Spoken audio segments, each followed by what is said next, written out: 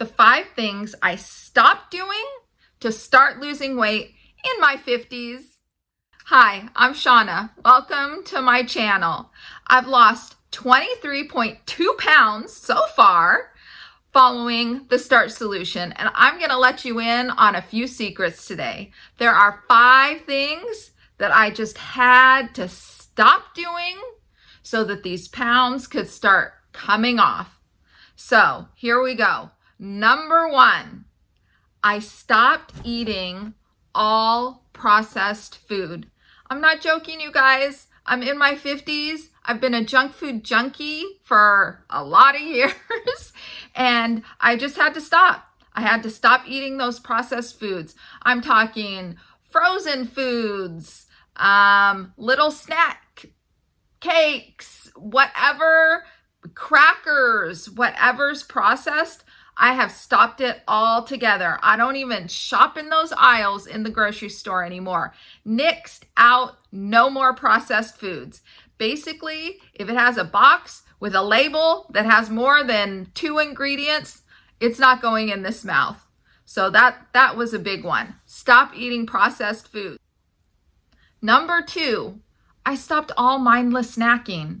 Okay, well, when there's no processed foods to be snacking on, that kind of helped a little.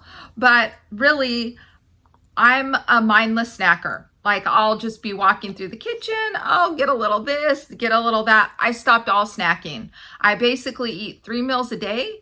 If I get hungry in the middle of that, I'll either eat vegetable, fruit, or I'll eat a meal, because that means I'm hungry. I'm ready to eat. So all mindless snacking stopped. Number 3, and this is the big one. I feel like this number 3, I could have either put it number 1 or number 5, because it is the hook, the anchor that has helped me keep losing weight. And that is, I stopped eating all high calorie dense food. What does that even mean? High calorie density. It means that anything that is over 600 calories a pound, then I'm not eating it. And there are charts out there, I'll link one below from Chef AJ, that basically you just eat underneath the red line or to the left of the red line and you're good to go. And that is what I have stuck to. Low calorie dense foods. What does that look like? Literally, it means cutting out all those high fat foods that have the extra calories that my body doesn't need while it's in fat loss phase. Olive oil, that goes with processed food too, because olive oil is a processed food. All refined oils, actually. So stopped all that. Stopped all nuts, seeds, nut butters. Those are the main ones, because for me, I use a lot of those in like sauces, spreads, all of that. Cut all that out. No more nuts, no more nut butters. I will add those back in small amounts, but today we're talking about what I've stopped right now. So I've stopped all of those. No high calorie dense foods, which pretty much means higher in fat.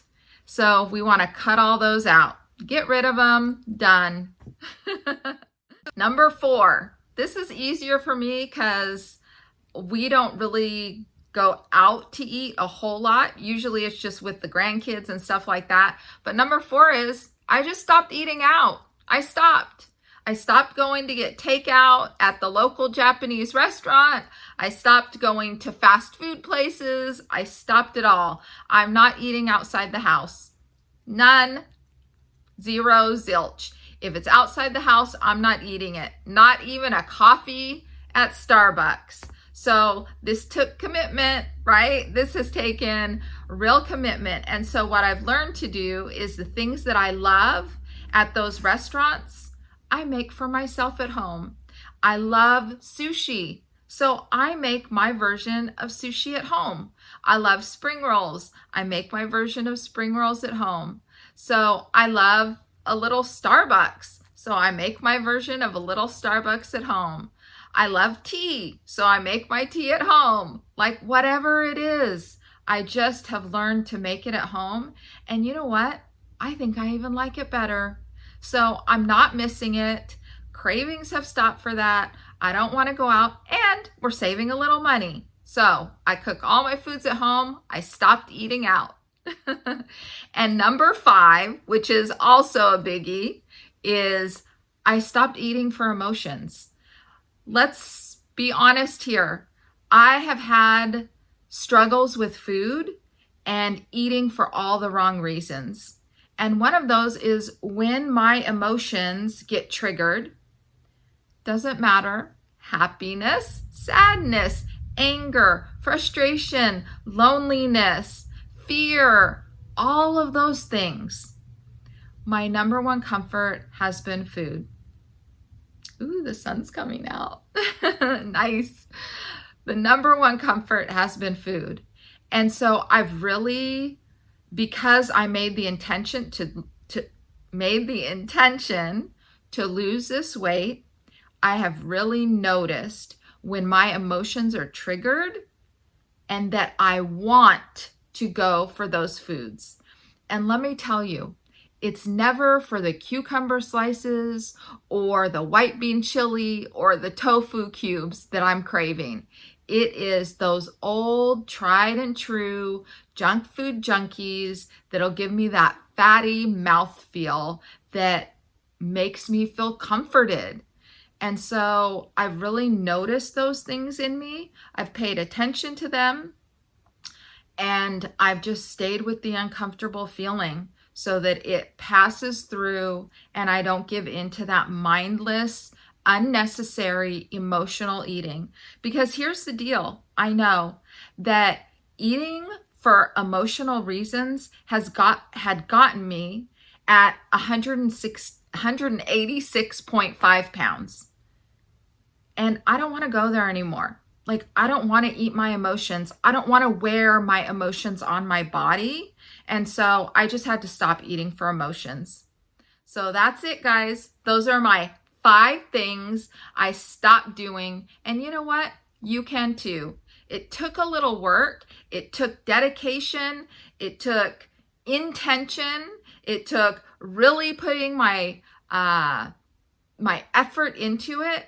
But after a few weeks, it's effortless. I've been at this now for 15. I'm on week 15 weeks now. And this has become effortless and my way of eating. So if I can do it, I know you can do it. Let's get started. Those 5 things to stop doing, to start losing the weight in our 50s, at actually any age. Thanks for joining me. I'll see you next time.